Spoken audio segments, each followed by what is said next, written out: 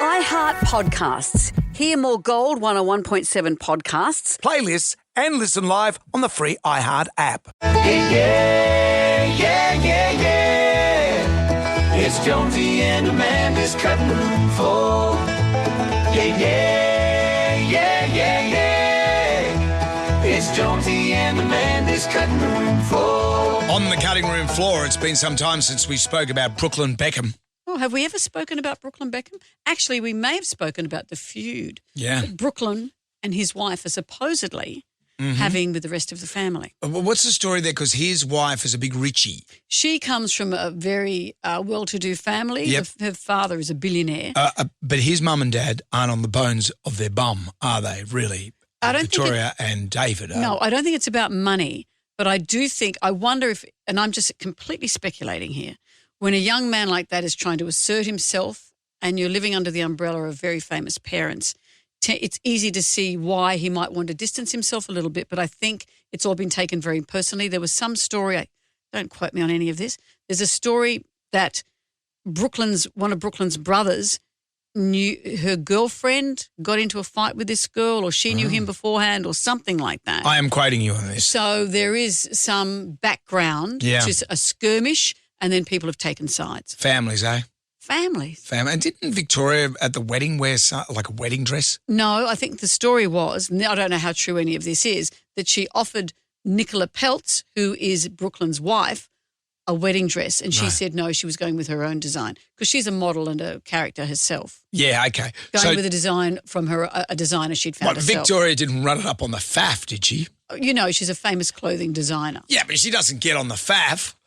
No, but a Victoria Beckham design is much sought after. Is it really? Did you not know that? No, where do you get Victoria She's almost as rich as, she's probably richer than David is. Okay. Where do you get Victoria Beckham's clothes from? Do you head down to Wombat? Yeah. No, you get one of her new fleecies. From Lowe's? At Lowe's. Why does someone call a haberdasher Wombat?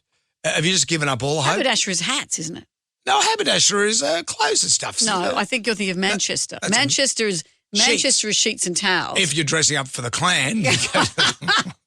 Flannelette for winter. No, a Milner is a hat person. Oh, what's the word you use? Haberdasher. I'm going to Google the word haberdasher. Because this is a podcast, so you could take forever. No, don't. I'm going to do it in real time. See how quick draw my Google. Let's see how quick.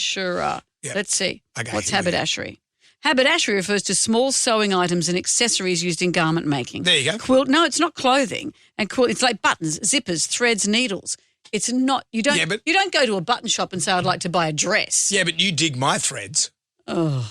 Anyway, Brooklyn Beckham. Yes. Where are you going with this? Has disgusted fans with a cooking ingredient, and it's nothing that it's nothing that we do on TikTok. Disgusted. People use the word disgusted very lightly. A little bit. Days. I think so too. When people say, "Oh, the bridge toll is disgusting," well, no, it's not. It's expensive. Or people say social media was disgusted. Yeah, I don't think, short of poo as an ingredient. Yeah, a big shit sitting on a piece of bread. Okay. On your breakfast table. That's disgusting. What's he done? Exactly that.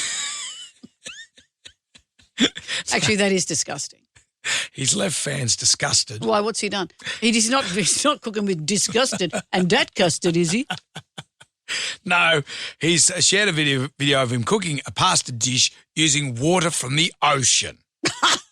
That's disgusting. I don't see the big deal. What's the biggie? Did he go to the beach and scoop it up? Well, very relatable to us all. He's on his private yacht. Right. And he's got the scan pan out and put it into the ocean, and he's used a bit of it to cook up his pasta sauce. Because Brooklyn fancies himself as a bit of a chef. He is a chef. He doesn't just fancy himself as that. Hang on, is he a chef? The hard thing for Brooklyn is he's tried a number of careers and it'd be very hard, as I said, being the child of those two people. Sure. He's tried being a chef, a photographer. He had a book out.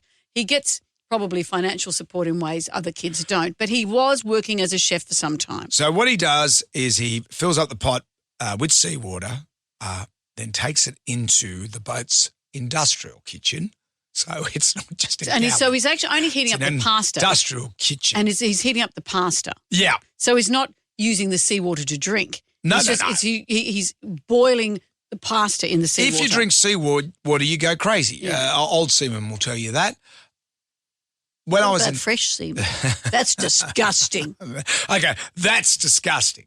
When I was in Scouts, they taught us how to separate seawater get the salt and then the water. You're stuck in the bush, or no, you're not in the bush. You're stuck in the sea, and you could.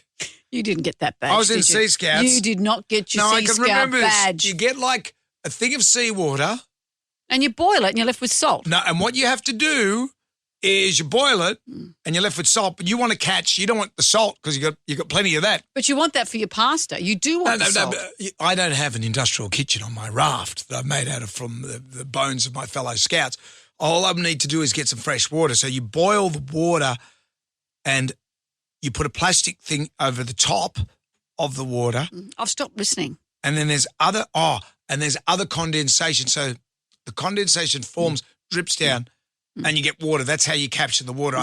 Sorry, if you're Bear Grylls, maybe stick to drinking your own urine. Yeah, That's disgusting. that is. Okay, kids, that's it for today. Come back tomorrow for more of Jonesy and Amanda's Cutting Room